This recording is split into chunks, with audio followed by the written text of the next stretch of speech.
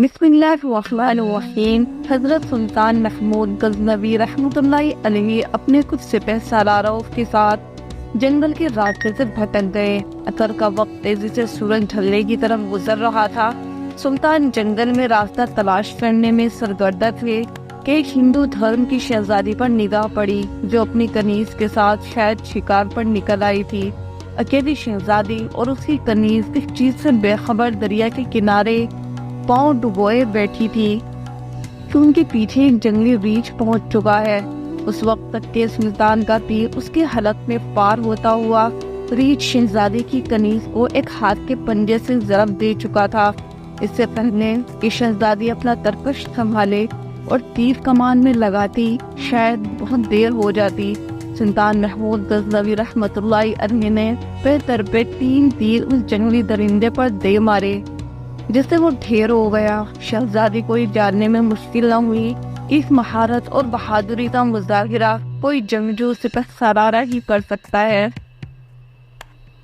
شہزادی سلطان کی طرف متوجہ ہوئی اور اظہار شکر کے لیے اپنا تعارف کراتے ہوئے بولی، میرا نام اسمرتی ہے، میں جے پور ریاست کے راجہ کی اکلوتی بیٹی ہوں۔ میری جان بچانے کا شکریہ۔ میں تمہیں اپنے پتا سے کہہ کر فوج میں کوئی اعلیٰ عہدہ دلا دوں گی۔ تم ہماری فوج کے سپاہی لگتے نہیں ہو، بتاؤ کہاں سے تعلق ہے تمہارا؟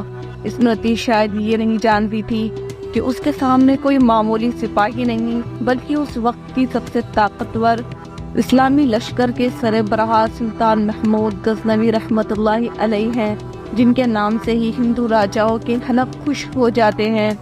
سلطان نے مختصر اپنی شناخت ظاہر نہ کرتے ہوئے کہا، جی کسی اور فوج کا سپاہی ہوں۔ چلیے محترمہ، میں آپ کو کسی محفوظ مقام پر پہنچا دوں گا، آپ میرے پیچھے چلتی جائیں۔ اندھیرا بڑھتا جا رہا ہے، راستہ نہ ملا تو شاید اسی جنگل میں رات بسر کرنی پڑے گی۔ شہزادی اسمرتی جان چکی تھی کہ یہ شخص لالچ اور خوف سے پاک ہے۔ وہ سلطان کی نظروں میں حیا دیکھ کر خود کو محفوظ محسوس کر رہی تھی۔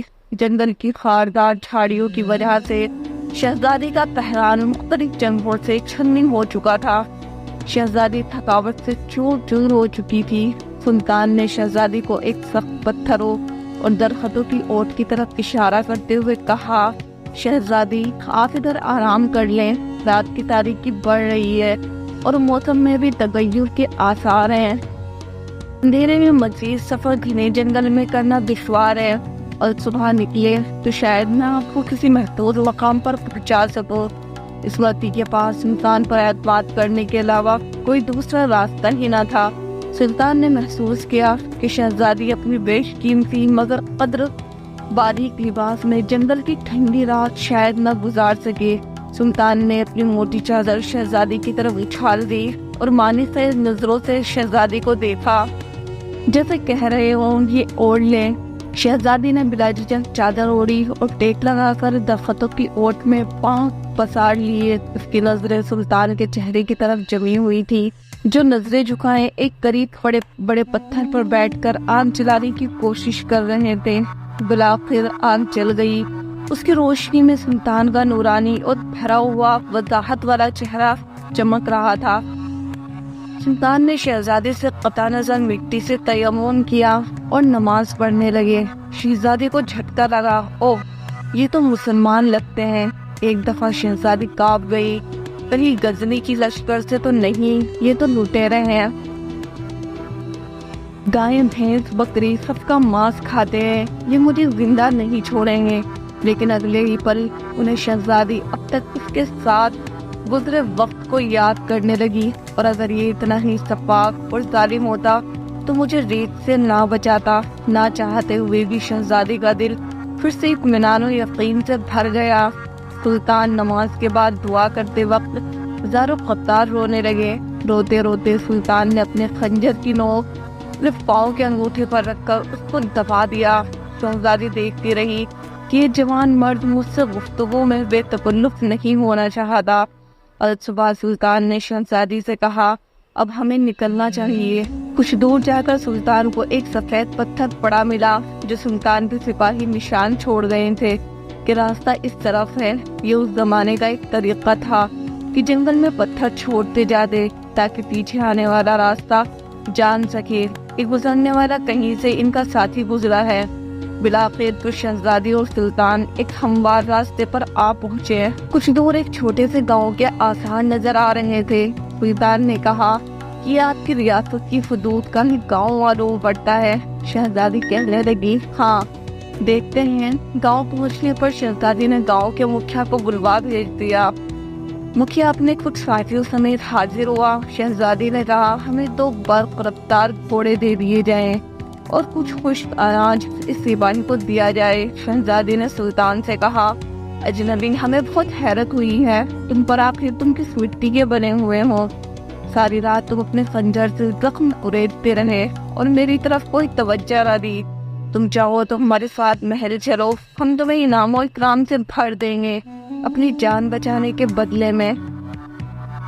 سلطان نے گھوڑے پر سوار ہو کر شہزادی سے کہا، شہزادی صاحبہ، زخم اس لیے اریدتا رہا کہ آپ کا فصل میرے ایمان کو درد نہ پہنچائے اور میری توجہ میرے درد کی طرف رہے، آپ کی طرف نہ بڑھے۔ شہزادی کہنے لگی، کیا تمہیں یہ موقع گنوانا چاہیے تھا؟ ہم کے خلوت میں ملاقات کے لیے لوگ اپنی ریاستیں دستبردار کرنے کو تیار رہتے ہیں۔ سلطان کہنے لگا، شہزادی، میں مسلمان ہوں اور محمد مصطفیٰ صلی اللہ علیہ وسلم کا غلام ہوں۔ میری نظر آپ کے جسم پر نہیں بلکہ خود میری اپنی روح پر تھی۔ شاید میرے جسم سے گناہ کا داغ دھل جاتا، لیکن میری روح پر ان گناہ کا داغ لے کر میں اپنے نبی پاک صلی اللہ علیہ وسلم کو کیا منہ دکھاتا؟ مجھے یہ گوارا نہیں تھا، کیونکہ الحمدللہ میں ایک سچا مسلمان ہوں۔ شہزادی، یہ جواب سن کر اس سپاہی کے اپنے سچے مذہب اسلام کے ساتھ لگاؤ، محبت اور وفاداری دیکھ کر ان کے کردار سے متاثر ہوئے بنا نہ رہ سکی، جیسے اس کا دل اس اجنبی کے مذہب اور زندگی میں شامل ہونے کو بے قرار ہو۔ یہ کہہ کر سلطان نے اجازت چاہی۔ شہزادی کہنے لگی، اپنا اور اپنی فوج کا نام تو بتاؤ، ہم یاد رکھیں گے۔